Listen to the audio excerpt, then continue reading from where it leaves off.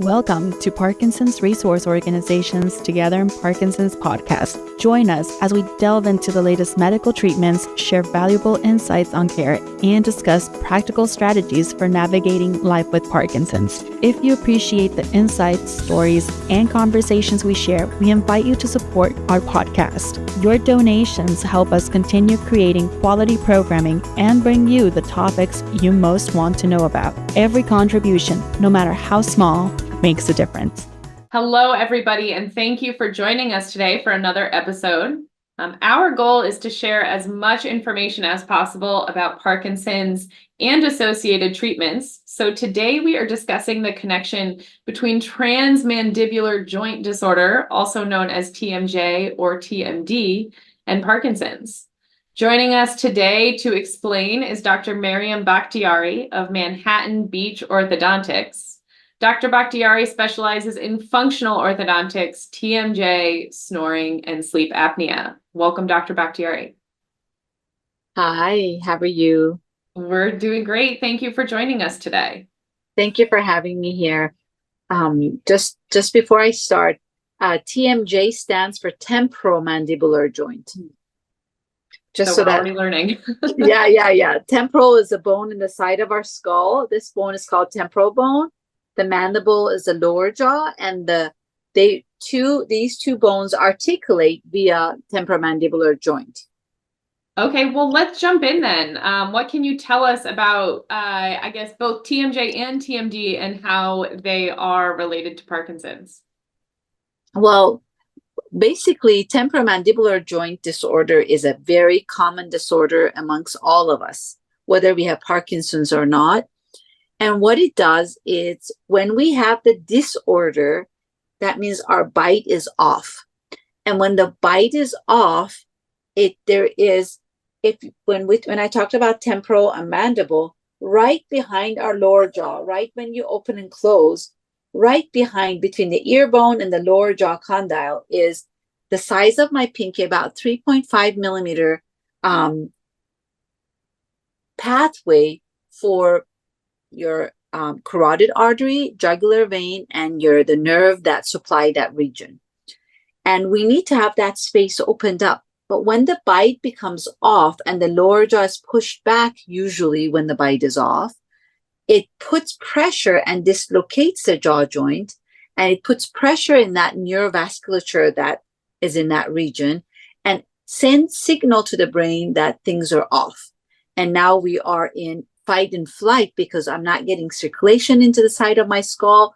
The nerve which is the fifth cranial nerve, which is our second biggest sensory nerve, is being pinched. So I may get pain in my back, my knee, and other places. And I'm thinking that it's not related to my jaw, which could be related to the jaw.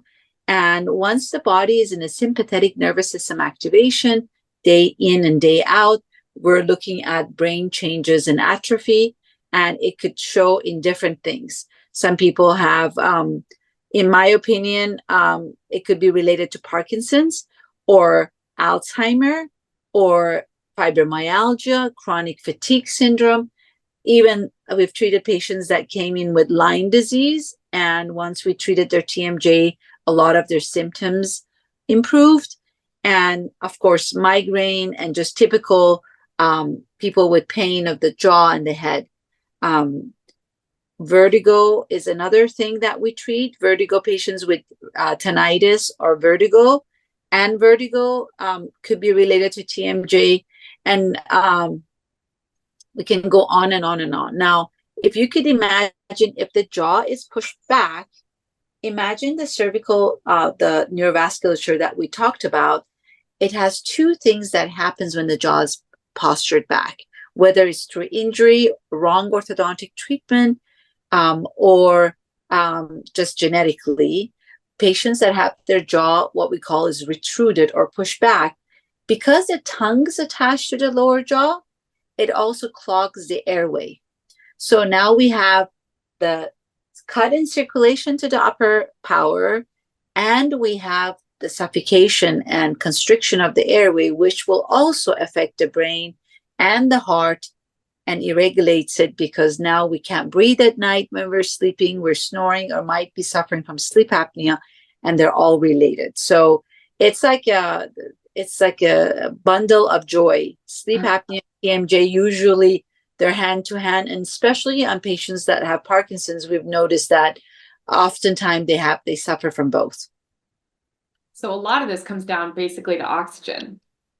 Oxygen and blood supply. Yeah. Well, what treatments are available to correct this?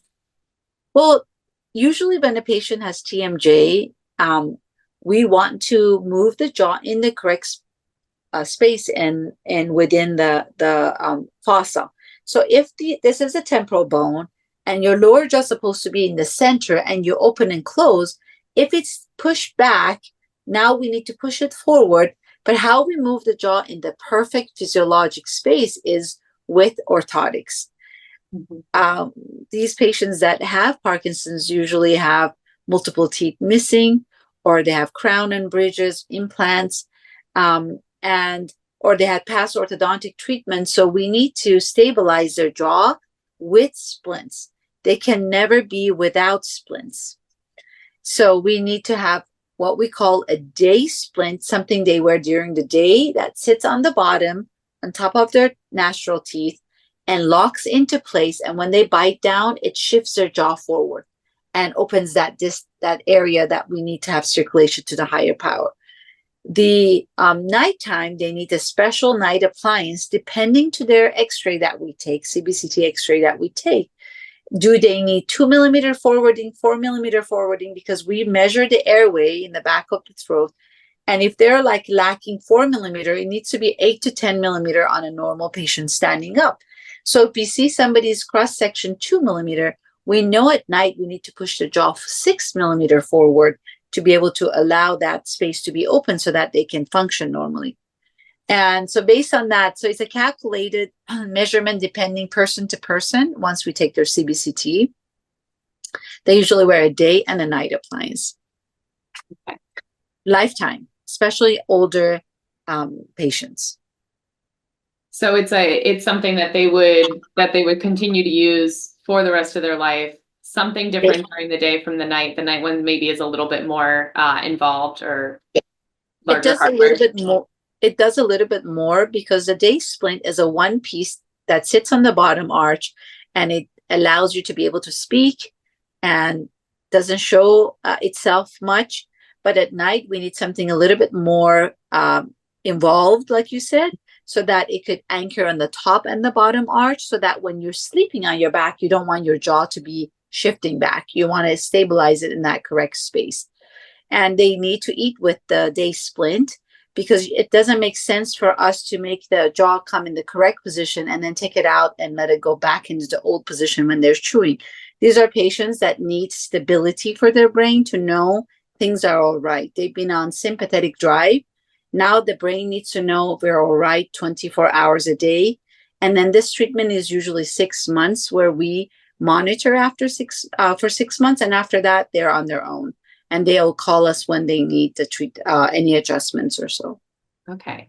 So I think it's worth noting that Parkinson's is associated with an increased incidence of TMD and TMJ, but people without Parkinson's also experience TMD and TMJ. So they're kind of parallel or sympathetic, but not necessarily a distinct causal relationship there. Mm-hmm. That said, what changes can people expect when they undergo treatment like you just described? So if I'm talking about a patient with Parkinson's diagnosis and they're wearing these splints, they should have less gait issues. Their tremor should improve. They should also sleep better and have lack of constipation. So their constipation should eliminate and vanish. And their sleep should be improving. So cognitive, it's going to be improved, because if they can't sleep, then we can't think, and we're exhausted and we're not restful. And in general, patients that are treated with a good night appliance, their cardiovascular system improves. So if they have high blood pressure, if they have arrhythmia, all of that could be eliminated and improved with a good sleep appliance. Because especially if they are diagnosed with apnea, which a lot of them are, then definitely that's going to improve a lot of the other comorbidities. of sleep apnea. Yeah. I mean, I think all of us have heard at this point that health often starts in the mouth and the teeth, so it's important to stay on top of it. But sometimes it's jarring to realize just exactly how much. Yeah. So Exactly. who is qualified to treat these conditions, and how would someone go about finding the right specialist?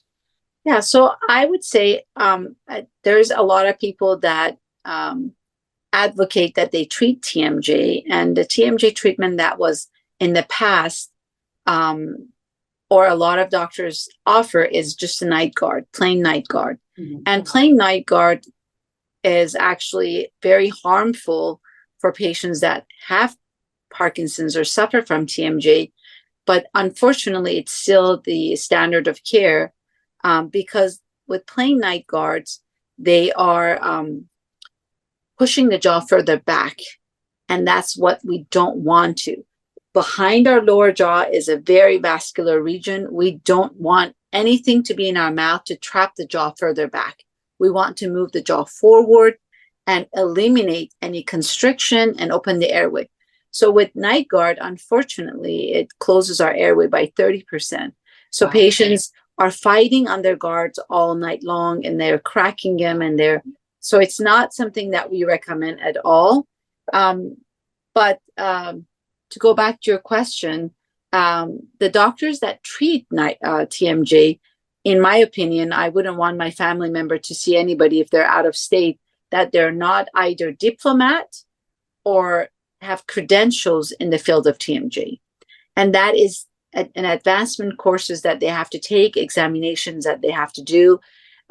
We can't just come from dental school and say we treat TMJ, because what they know in dental school, my daughter is in dental school, it's basically nothing.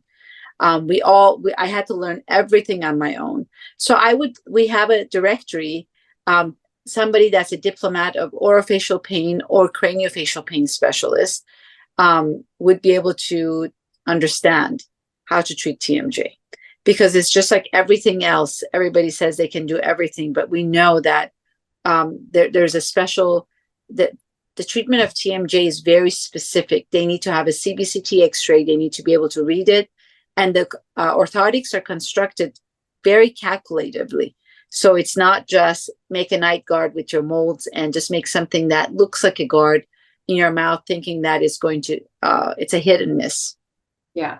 It strikes me as kind of being a parallel to, for the treatment of Parkinson's, going to a general neurologist versus a movement disorder specialist. Yes. Where a Yes. movement disorder specialist has the exact same base of knowledge as a neurologist, but extra training in the treatment of movement disorders like Parkinson's, and also, as a result, spends more time treating and absorbed in the treatment of Parkinson's. So Yes, I agree.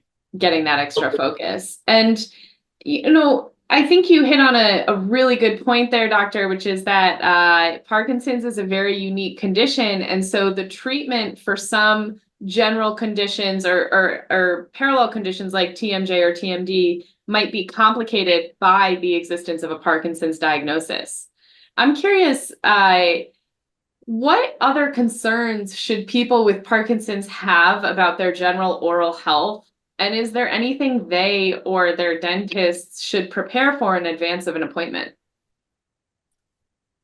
I think patients with Parkinson's, what I've seen, they differ very much. Some salivate a lot and drool, and some have very dry mouth. So it's from person to person differs. So those that salivate and they drool a lot, they have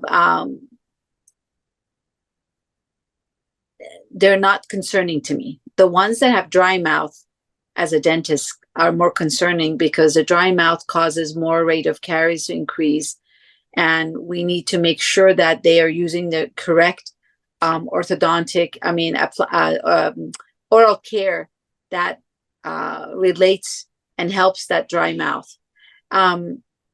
But in general, I don't think are you asking for general dentistry type of a treatment?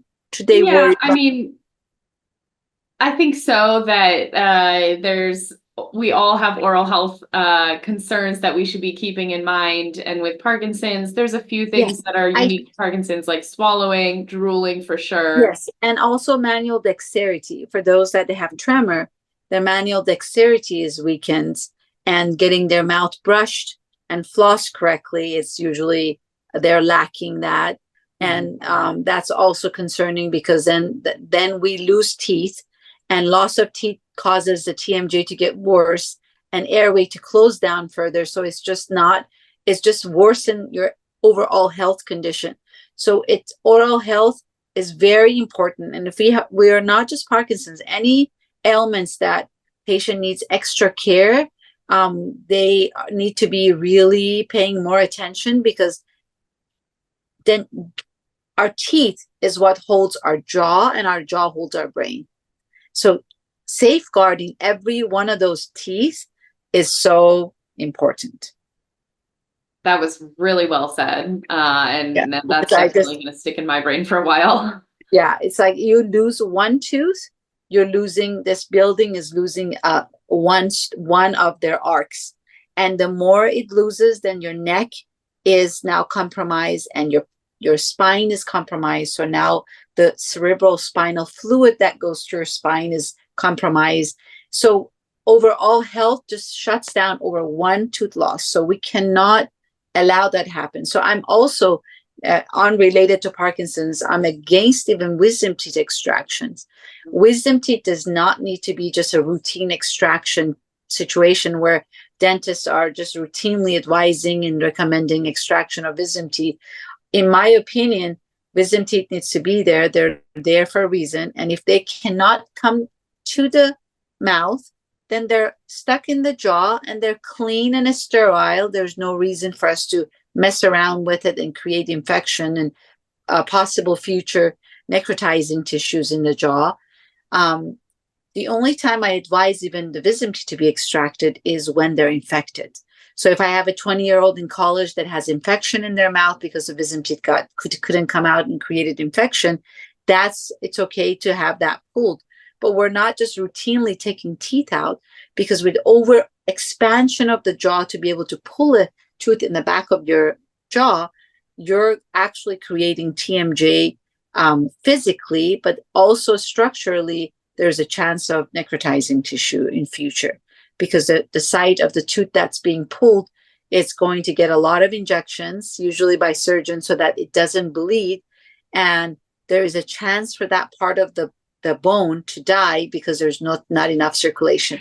And we wouldn't know until 30 years after. So I'm totally against extractions of wisdom teeth. So if I'm not for wisdom teeth extraction, I'm not for any extractions. Mm-hmm. So safeguarding every tooth is so important. If I could tell that to children and to youngsters, how important your oral health is to your overall brain function and your body, it's incredibly high. Well, that kind of touches on my next question, and I know you have to go in just a few minutes, but is TMJ and TMD disorders, are those associated with particular age groups, or do they affect everyone?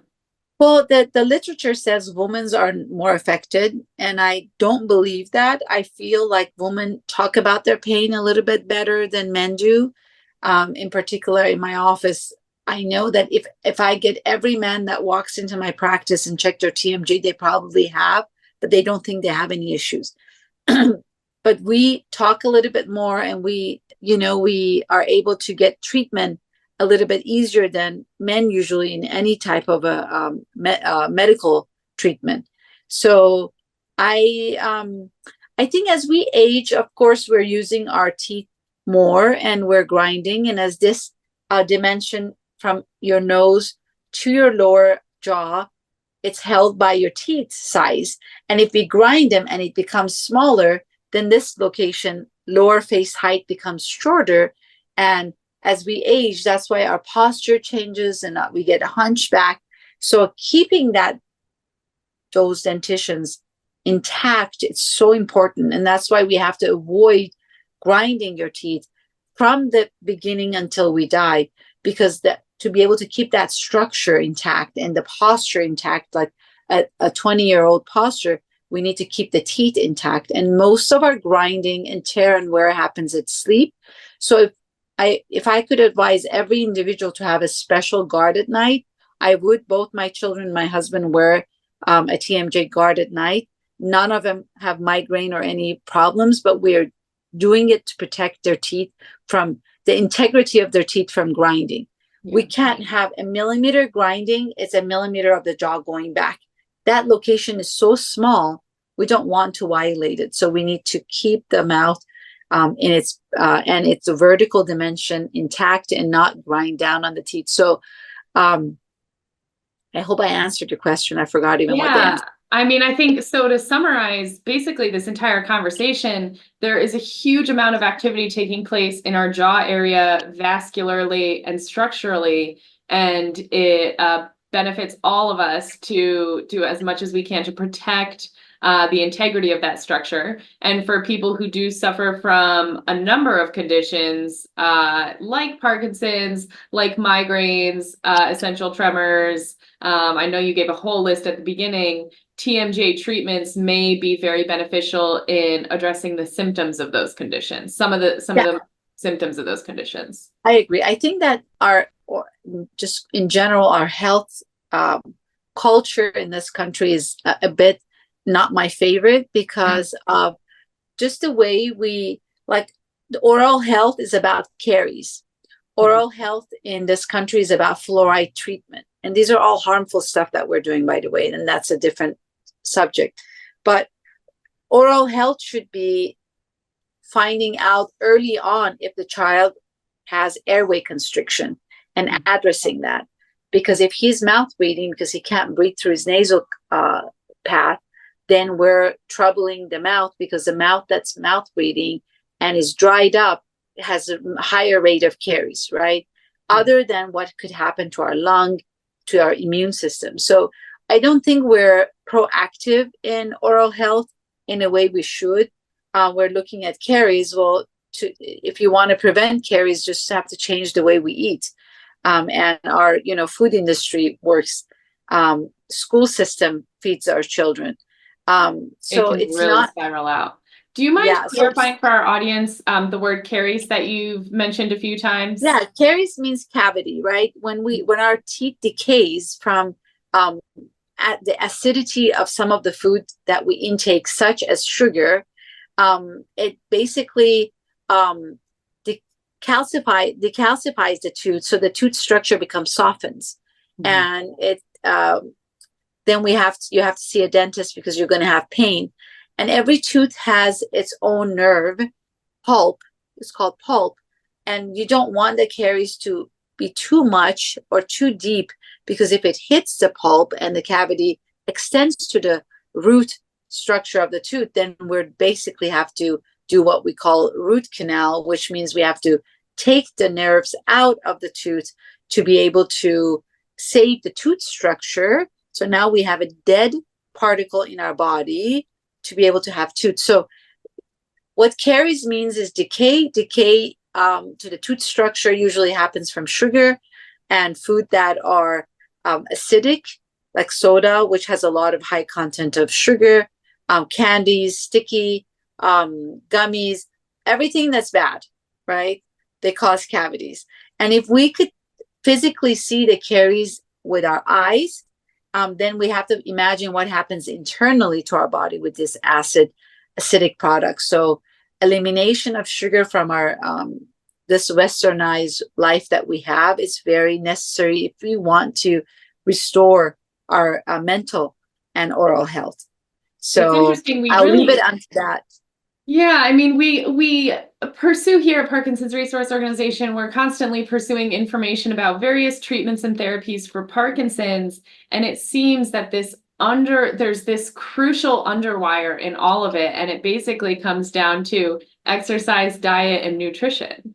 And in many ways, and I would say oral health and dental health, falls into that nutrition category of staying as healthy as possible to support the structure of our physical life. The diet for Parkinson's becomes a pretty big thing. There's evidence of gut health, that your Yes. gut health impacts and has a connection to Parkinson's. So there is some core structure to our health that extends beyond Parkinson's, but certainly also extends into Parkinson's, Yes. over and over again. Yeah, I agree. I agree. Well, I know you have to go, so I want to just ask you one final question. Is there anything we may have missed that you think our audience should know about when it comes to oral health and TMJ, TMD with Parkinson's? Yeah. Well, a lot of times we think that a patient that has TMJ has to have a clicking jaw or locked jaw as a sign of their TMJ. And when you ask patients, do you have TMJ? They think that, oh no, my jaw doesn't click. It doesn't, and it's nothing. Although clicking jaw could be a TMJ, but it's not the only. Oftentimes patients have TMJ and they don't have any clicking. So depending how we're destroying the structure in our jaw joint, sometimes we don't have any clicking. Sometimes it's very quiet as well. Like you don't even know you have it until later on, and now you're dizzy. All of a sudden you wake up one morning and the room is turning around your head. And patients ask, how come I didn't have the problem? Because your body takes so much until it gets to a place it says, ouch. And every one of us are different. So I think oral health, it just doesn't mean tooth health. It also means jaw health.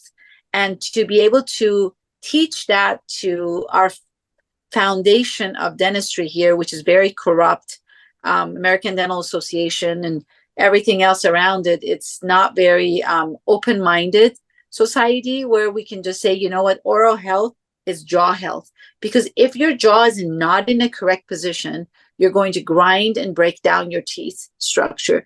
So why are we looking only at, cleaning the teeth, not restoring it? And restoration today in dentistry means putting crowns and bridges.